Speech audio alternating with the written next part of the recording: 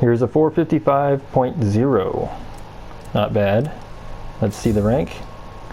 Where does that put me? 4th. Okay, let's go back to top. Top rank. Yeah, there it is. 4th. I can do better.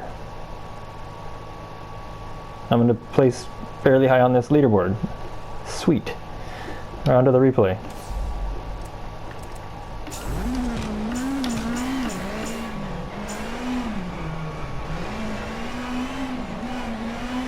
Hold on.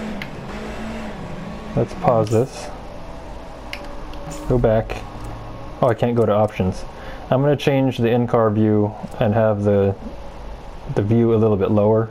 I don't drive in that view, so it's not going to mess with my driving, but that'll be in the next video, so the gears can be visibly or more clearly seen. Let's start that replay back over.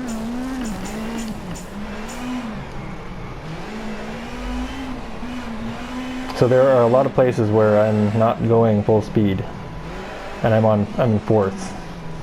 So there's a lot of time to be gained.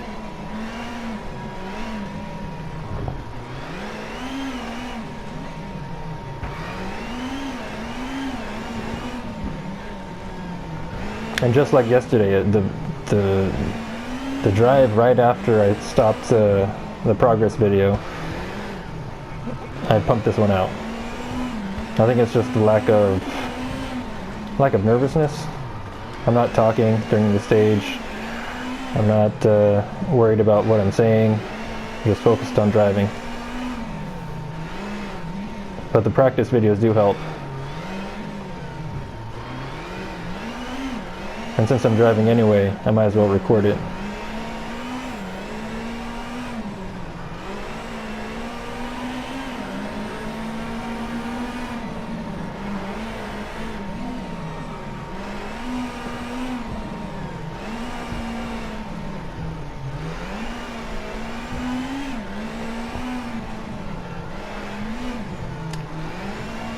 So when I first started playing this game, the differentials eluded me because of the way they're labeled. I couldn't figure out how to get them to lock up because of it wasn't very clear on the instructions.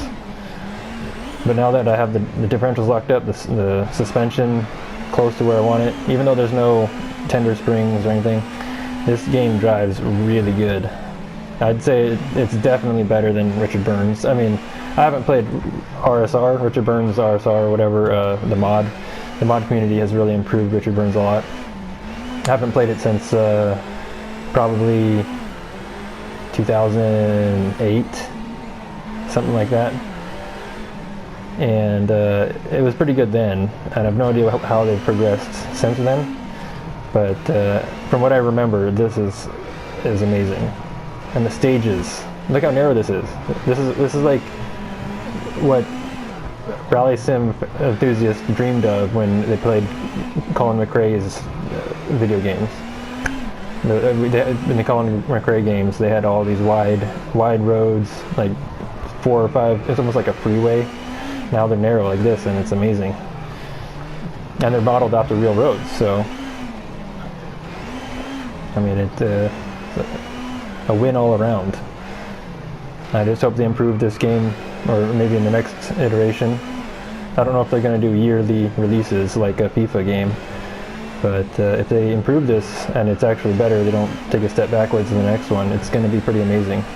And honestly, all I think they need to do, apart from getting more data for the tire physics, is put in more complex suspension modeling. And the game is almost perfect. I mean, it's almost perfect just because you could always improve. I'm a WRC fanboy at this point now. It's a really good game. And so once I run out of stages on WRC, I'll probably do some Dirt Rally videos, or Dirt Rally 2.0 videos.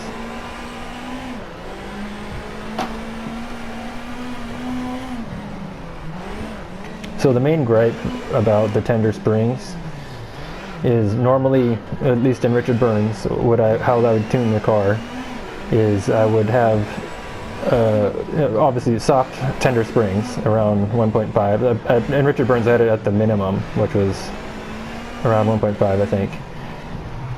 And then I'd adjust the tender spring, or I think it's labeled helper spring, I don't remember, tender spring or helper spring length to the right length, which took a lot of time. I like going through setups and adjusting the car to drive exactly the way I want it. So I'd adjust the tender spring length and then have stiffer regular springs underneath the tender springs, or however they stack them,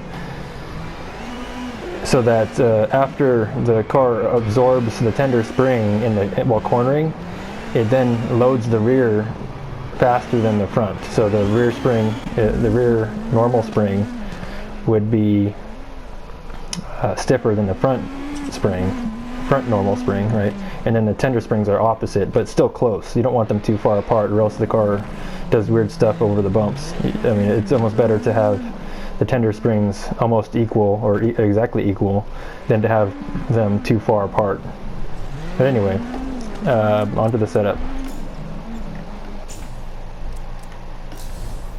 I showed the setup in the progress video, but I don't expect everyone to watch that video, so I'm going to show it in this one too, and also for consistency's sake.